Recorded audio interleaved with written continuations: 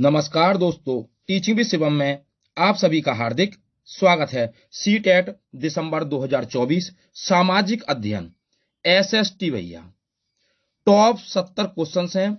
एक एक चुनिंदा प्रश्न है पेपर 2 के लिए।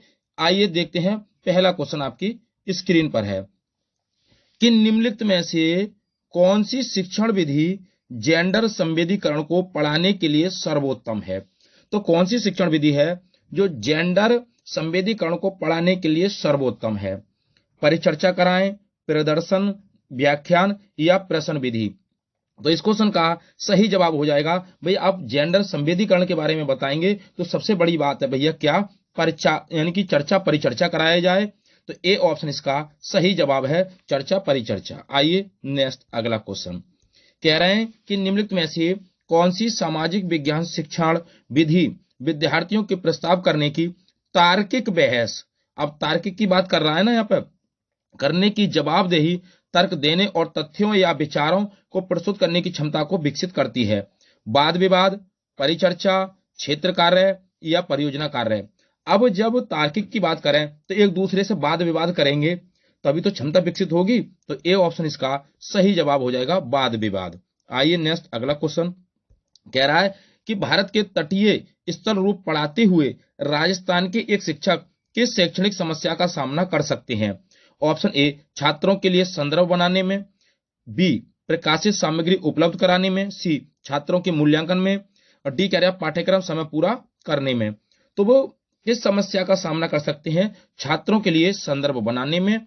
ए ऑप्शन इसका करेक्ट जवाब हो जाएगा। भाई क्वेश्चन आपको अच्छे लग रहे हो तो वीडियो को ज्यादा से ज्यादा शेयर करें और लाइक करें। चैनल पर नए हैं तो चैनल को सब्सक्राइब करें और कमेंट बॉक्स में अपना सुझाव भी दें। निम्न में से कौन सी कार्यनीति समूह आकलन का हिस्सा नहीं है। वाद विवाद तो ये तो होगी भी, समूह की बात करें तो चर्चा। सेमिनार इसमें तो समूह बनेगा भैया। शस्त्रांत परीक्षा, कक्षा में चर्चा, तो कक्षा में चर्चा होगी तो एक व्यक्ति थोड़ा कर सकता, एक व्यक्ति के द्वारा चर्चा हो सकती है, नहीं तो समूह होगा ना, तो इसमें भी समूह होगा। यानी कि शस्त्रांत, शस्त्र के अंत में जो परीक्षा होती है इसमें भी समूह नहीं बनेगा, तो यही तो हो जाएगा नहीं वाला।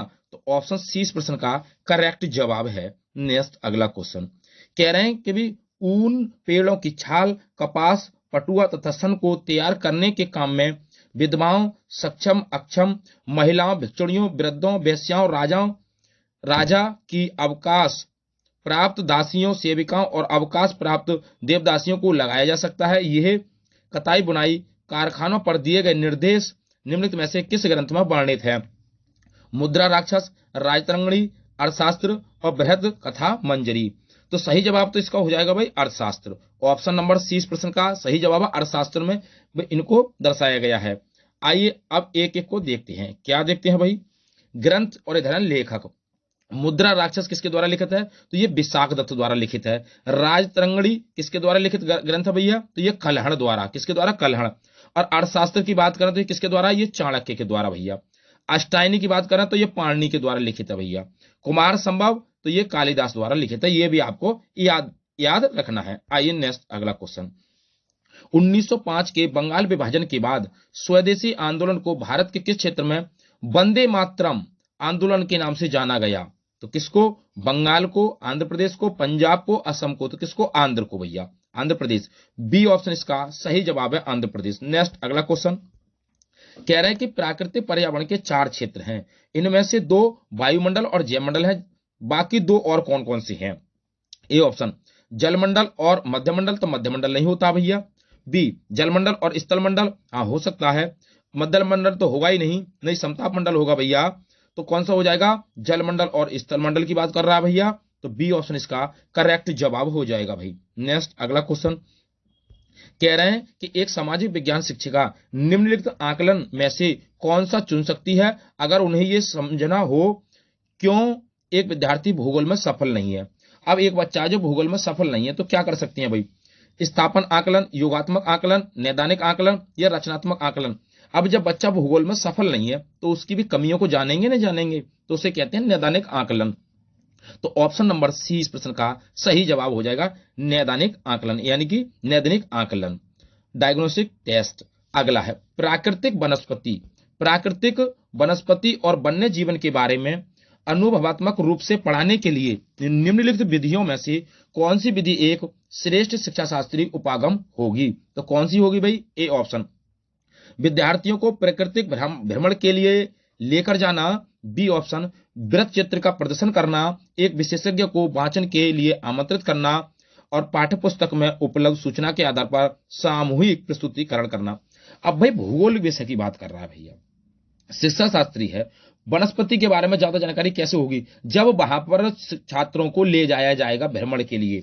तो ये ए ऑप्शन इसका करेक्ट जवाब हो जाएगा भाई। नेक्स्ट अगला क्वेश्चन कह रहे हैं कि एक विषय को पढ़ाने के बीच में शिक्षिका विद्यार्थियों में अवधारणात्मक दुविधाओं को जानने के लिए एक टेस्ट आयोजित करती है। वह किस प्रकार के आकलन का आयोजन कर रही है? स्थानन आकलन, योगात्मक आकलन, रचनात्मक आकलन या सहपाठी आकलन? तो वो क्या कर रही है? अब टेस्ट की बात कर रही है, तो टेस्ट क्या होगा? रचनात्मक आकलन। सी ऑप्शन इसका करेक्ट जवाब हो जाएगा भाई। नेक्स्ट अगला क्वेश्चन अब कह रहे हैं कि गुप्त काल के प्रथम कुलिक शब्द का अर्थ क्या है? तो गुप्त काल के प्रथम कुलिक शब्द का अर्थ क्या है, ये आपको बताना है भैया।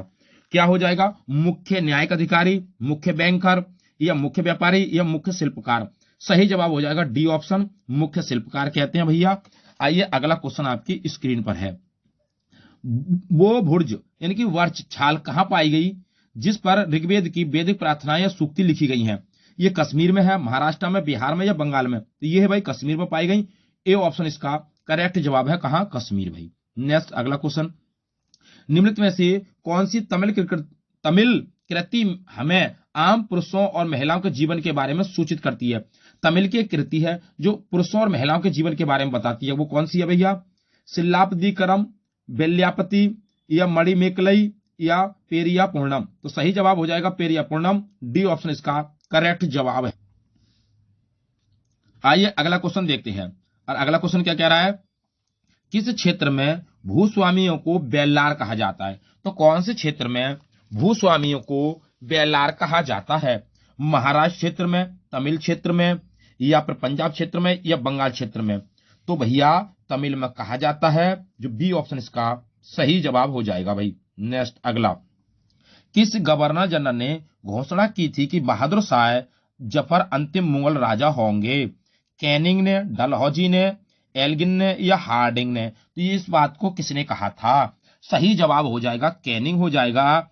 ए ऑप्शन इसका करेक्ट जवाब है। नेक्स्ट आइए अगला क्वेश्चन, दक्कन पठार अपने पश्चिमी भाग पर कौन सी भौतिक विशेषता से जुड़ा हुआ है? सतपुड़ा श्रेणी, विंध्य श्रेणी, सह्याद्री श्रेणी या नीलगिरी? तो किससे जुड़ा हुआ है? तो ये सह्याद्री श्रेणी से जुड़ा हुआ है। सी ऑप्शन इसका करेक्ट जवाब है, वही सह्याद्री श्रेणी। नेक्स्ट अगला क्वेश्चन, लद्दाख की जलवायु अत्यधिक शीतल और शुष्क है, निम्न में से कौन सा कारक इसके लिए उत्तरदायी है? अक्षांश, ऊंचाई, वायुदाब एवं पवन है, समुद्र से दूरी? तो भाई किसके कारण है? तो ये अधिक ऊंचाई पर है, इसलिए भैया ए बी ऑप्शन इसका सही जवाब है, ऊंचाई। नेक्स्ट अगला क्वेश्चन, कौन सरपंच की तरह कार्य करता है? ग्राम सभा का सचिव, खंड विकास अधिकारी या अन्य वार्ड सदस्यों द्वारा चयनित चुना गया एक वार्ड सदस्य या बारी बारी से वार्ड सदस्य? तो सरपंच की तरह जो कार्य करता है उसे कहते हैं भैया, क्या कहते हैं?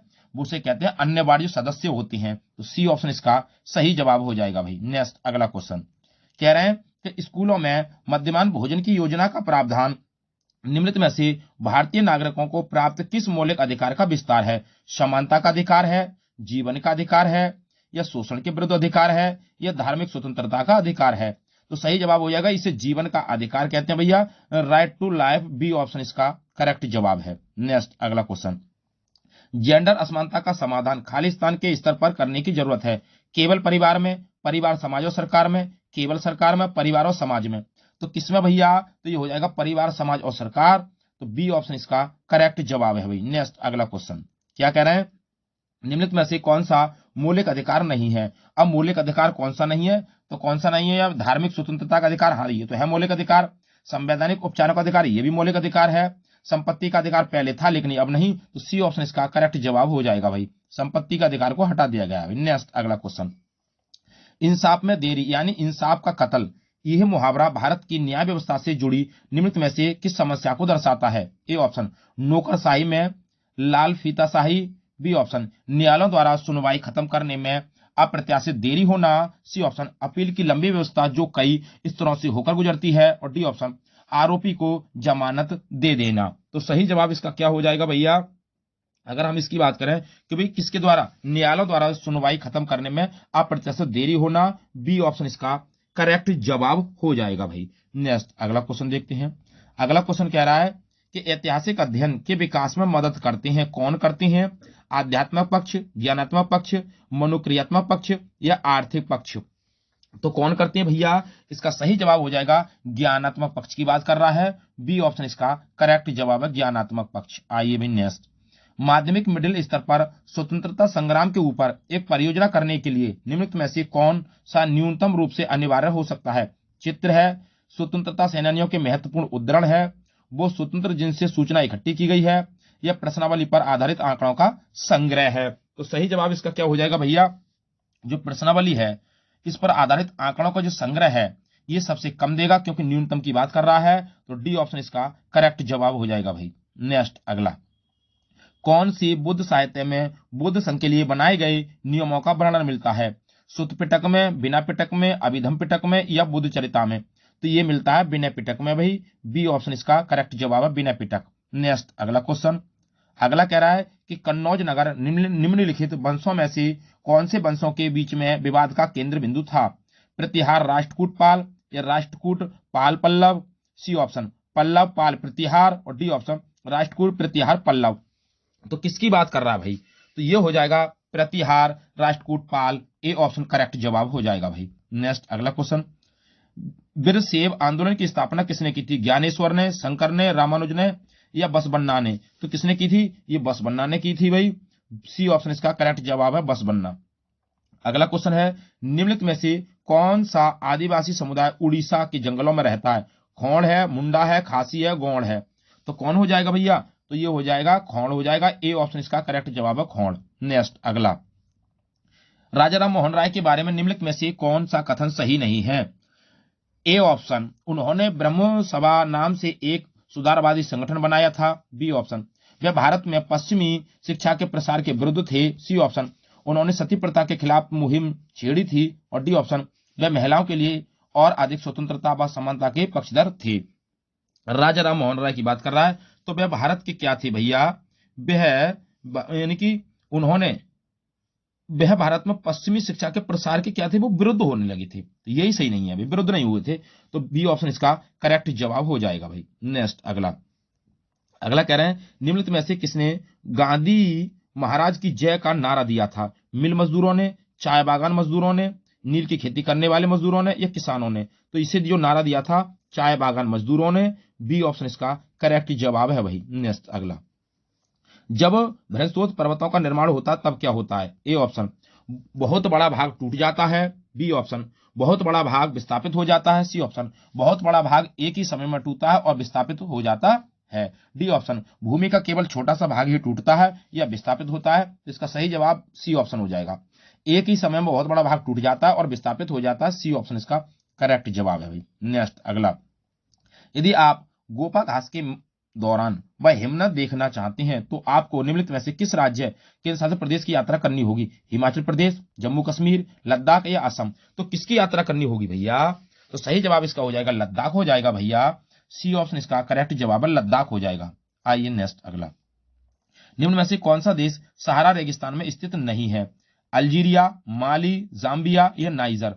तो सहारा रेगिस्तान में कौन सा नहीं है, तो भैया जो जाम्बिया नहीं है, डी ऑप्शन इसका करेक्ट जवाब हो जाएगा जाम्बिया। नेक्स्ट अगला, कह रहे हैं निम्न में से कौन सा खनिज काला सोना कहलाता है, तो काला सोना कौन कहलाता है, तो बात करें पेट्रोलियम है, कोयला है, प्राकृतिक गैस है, मैंगनीज है। तो काला सोना की बात करें तो इसे पेट्रोलियम को काला सोना कहते हैं, जो ए ऑप्शन इसका करेक्ट जवाब हो जाएगा भाई पेट्रोलियम। नेक्स्ट अगला, निम्न में से किस उद्योग को आधुनिक उद्योगों का मेरुदंड कहा जाता है, इस्पात व स्टील उद्योग, सूती वस्त्र उद्योग, रासायनिक उद्योग या ऑटोमोबाइल उद्योग। तो कौन से उद्योग को कहा जाता है मेरुदंड कहा जाता है भैया, तो इसे कहते हैं इस्पात व स्टील उद्योग को, जो ए ऑप्शन के अंदर बताया गया है। नेक्स्ट अगला, अगला कह रहे हैं निम्न में से कौन सा क्षेत्र भारत में सबसे ज्यादा रोजगार प्रदान करता है, तो प्राथमिक क्षेत्र है, द्वितीय क्षेत्र है, तृतीयक है या गिग इकोनॉमी है? तो ये प्राथमिक क्षेत्र के अंतर्गत आता है, क्योंकि इसके अंदर खेती किसानी इसी के अंतर्गत आती है। तो ए ऑप्शन इसका करेक्ट जवाब हो जाएगा, प्राथमिक क्षेत्र। नेक्स्ट अगला, मौसमी बेरोजगारी निम्नलिखित में से किस प्रक्रिया के साथ जोड़ी जा सकती है? खेती, दूध सहकारिता, कॉल सेंटर, चीनी मिट्टी के बर्तन। तो ये किसके साथ जोड़ी जा सकती है? तो इसे खेती के साथ जोड़ सकते हैं भैया, मौसमी बेरोजगारी। ए ऑप्शन इसका करेक्ट जवाब हो जाएगा, खेती। नेक्स्ट अगला क्वेश्चन, एक लोकतांत्रिक सरकार का आधारभूत सूचक का होना लागू करना है किस पर? ए ऑप्शन प्रतिनिधित्व की अनुपातिक व्यवस्था पर, बी ऑप्शन सार्वभौमिक वयस्क मताधिकार पर, C option first past the post system पर, डी ऑप्शन क्षेत्रीय प्रतिनिधित्व पर।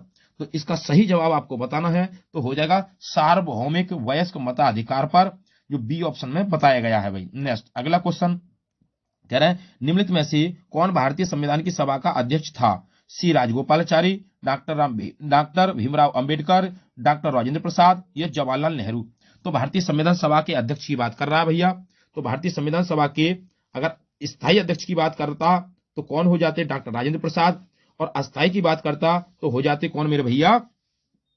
डॉक्टर सच्चिदानंद सिन्हा। तो सी ऑप्शन इसका करेक्ट जवाब हो जाएगा, डॉक्टर राजेंद्र प्रसाद।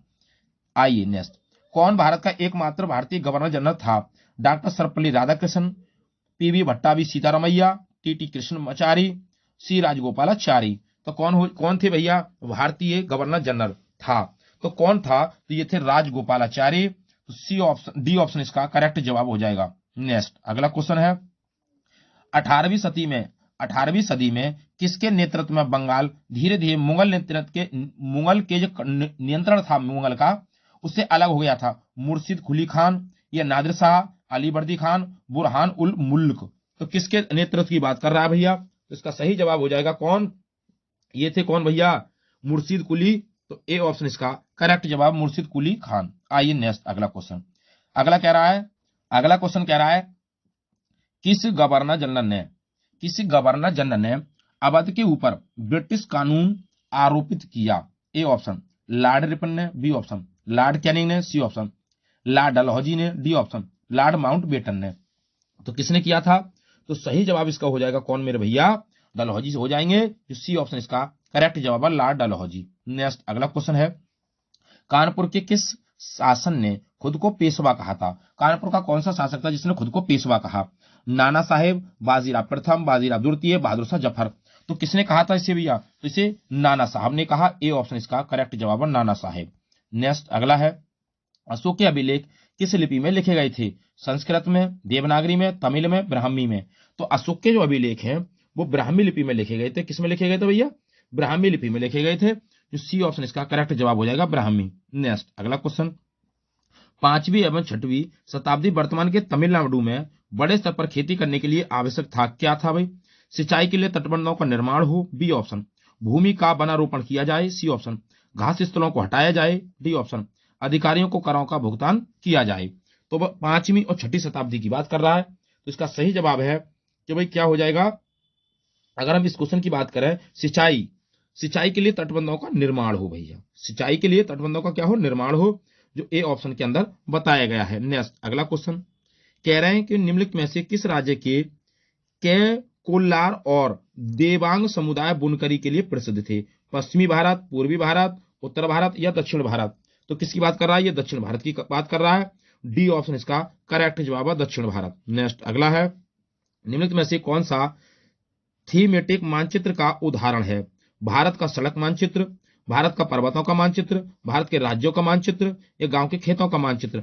तो भारत का जो सड़क मानचित्र है वो थीमेटिक मानचित्र के अंतर्गत आता है।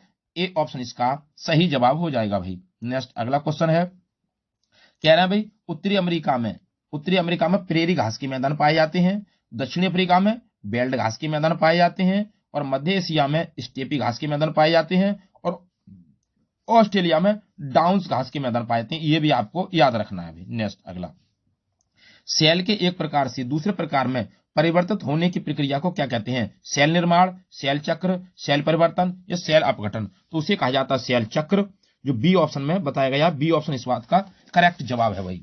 आइए नेक्स्ट अगला क्वेश्चन, और अगला क्वेश्चन क्या कह रहा है, प्राकृतिक वनस्पति तथा वन्य जीवन हमें कहाँ मिलते हैं? स्थल मंडल में, जल मंडल में, वायुमंडल में या जीव मंडल में।